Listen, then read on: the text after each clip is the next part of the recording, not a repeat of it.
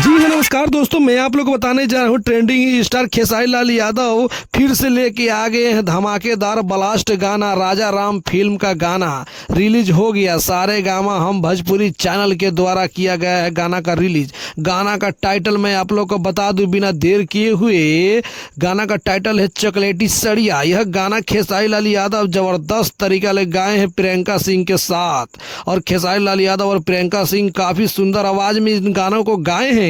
और गाना को रिलीज किया गया है सारे गामा हम भोजपुरी चैनल के द्वारा।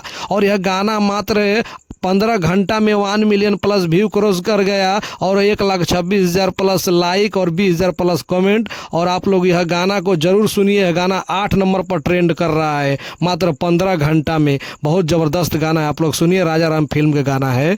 धन्यवाद।